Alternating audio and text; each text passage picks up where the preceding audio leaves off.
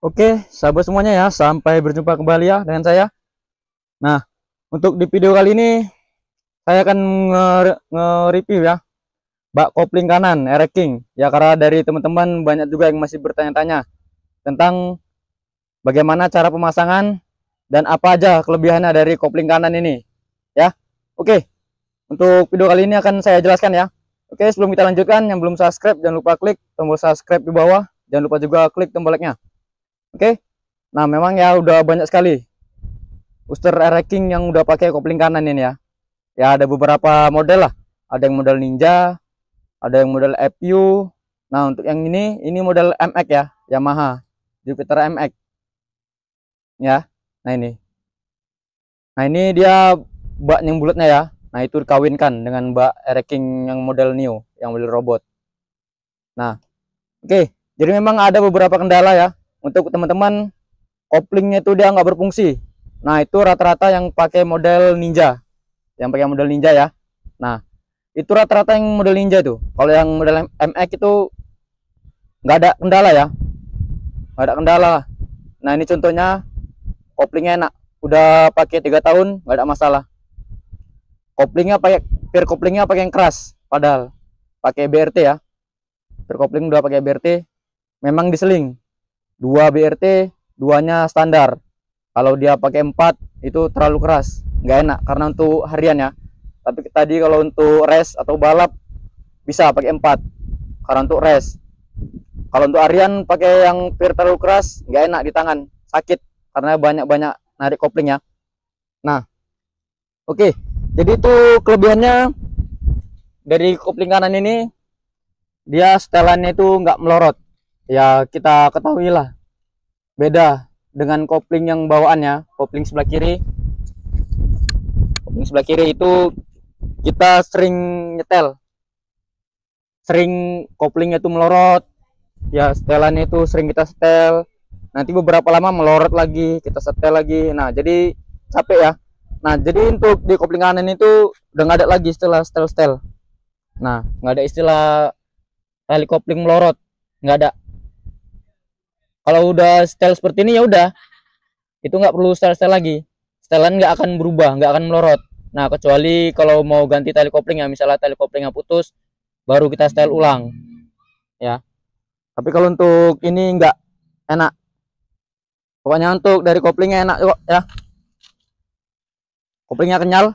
Nah, nggak ada istilah kopling seret. Karena kalau kopling dari kiri, dari aslinya ya, ini tuh stutnya nggak kena oli. Nah, jadi kita tuh harus rajin ngasih oli di stutnya ini, supaya kopling tetap lancar.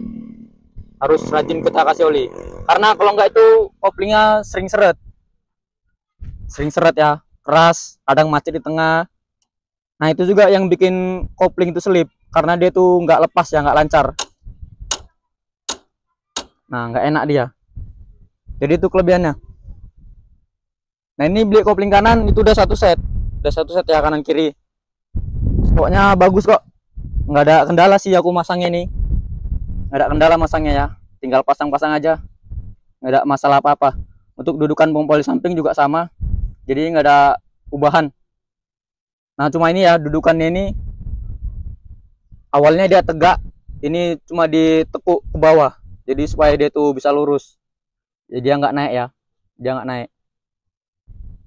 Nah, untuk menurutku ini bagus, udah pemakaian 3 tahun, mana-mana aja ya. Ditarik kopling dia nggak jalan, ditarik kopling yang ngopling dia nggak jalan ya, nggak seperti kopling kiri.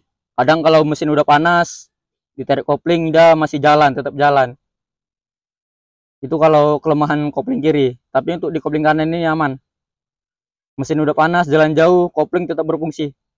Apalagi kalau macet ya, keadaan macet itu, kalau kondisi macet lah, koplingnya tetap jalan itu susah ya, mau di pre susah ya. Ujung-ujungnya kita off kan kontak, baru nanti ketika lampu sudah hijau kita hidupkan lagi, kita engkol lagi, itu ribet. Itu pengalamanku. Tapi kalau pakai ini enak ya, kita tahan aja kopling, motor nggak jalan, aman.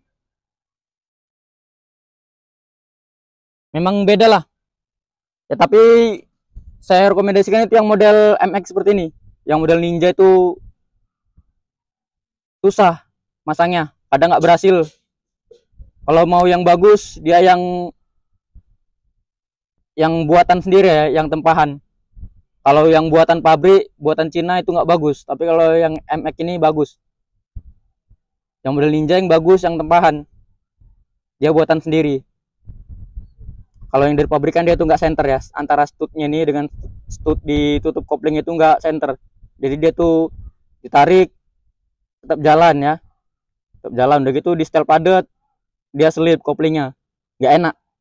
Itu sih pengalamanku ya. Aku udah masang 5 kali bak kopling model Ninja.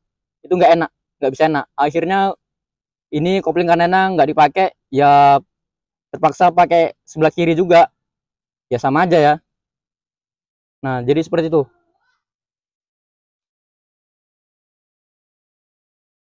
Oke ya, teman-teman, jadi kayak gitu aja lah. Ya kalau ada yang kurang atau yang perlu ditanyakan, silakan ditulis di kolom komentar ya. Oke, pokoknya nak, yang belum subscribe jangan lupa klik tombol subscribe di bawah. Jangan lupa juga klik tombol like-nya. Oke, terima kasih sudah menyaksikan ya.